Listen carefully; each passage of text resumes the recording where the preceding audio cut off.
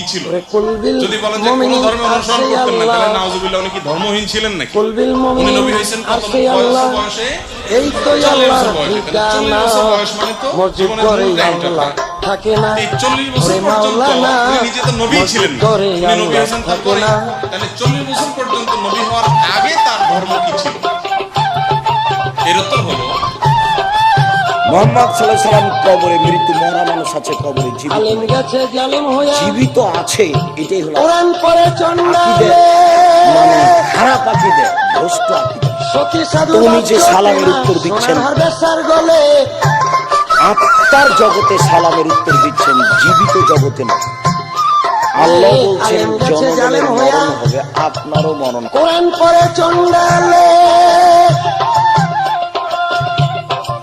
সতী সাধুর বাহ্য কেনা সোনার হারবেসার গলে। যদি চিনিতে কোরআন হইতো মানুষের কল্যাণ,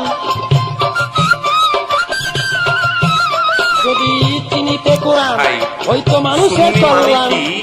মুখে মুখে সব মুসলমান, তাদের বেলা ঠন্ত না, মসজিদ করে থাকে না।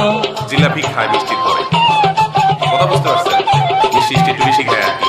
ধরেন গরম বদল করতে মিলা, দোকান বন্ধ করতে মিলা, তারপরে যায় আপনার ছেলে যদি মক্কা গেলে খোদা মিলতো, কথা মিলাদ, আর মিলাদ মানে মিষ্টি, নবী মিলতো মদিনা। সেজন্য বললাম যে সুন্নি বলতে আমাদের সমাজে বোঝানো হয় মূলত যারা ডায়াবেটিস থাকে, প্রচুর মিষ্টি খায়, জিলাপি খায়, এই হলো সুন্নি আমাদের সমাজের সংজ্ঞা। আর ওয়াহাবি বলতে বোঝানো হয় আব্দুল ওয়াহাব নজদি রাহিমাহুল্লাহ। তার অনেক কার্যক্রমের ভিতরে একটা কার্যক্রম ছিল শিরকের বিরুদ্ধে তার অবস্থান, বিরুদ্ধে অবস্থান ছিল ব্যাপক।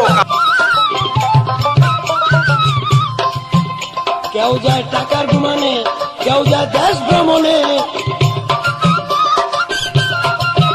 কেউ যায় টাকার গুমানে, কেউ যায় দেশ ভ্রমণে। ধনী যায় জনের টানে, আনিতে সোনা দানা। মসজিদ করে আল্লাহ থাকে না, ওরে মাওলানা, মসজিদ করে আল্লাহ থাকে না। মাটির তরিকার মধ্যে মানবিক গন্ধ, আর জীবনের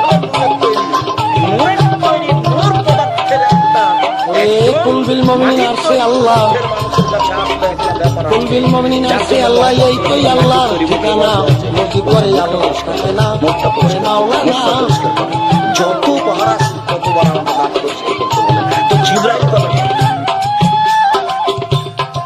হজ করিতে মক্কা গিয়া খরচ করলি যে টাকা, ওরে এই টাকা গরিবরা দিলে পরিবার থাকে কথা।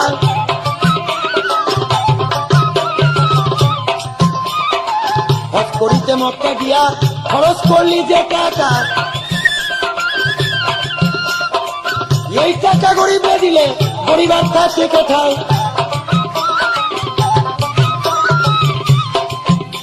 তোর ঘরের দম খায় পরে পরে, দেশের লোক নিয়ে খায় মরে।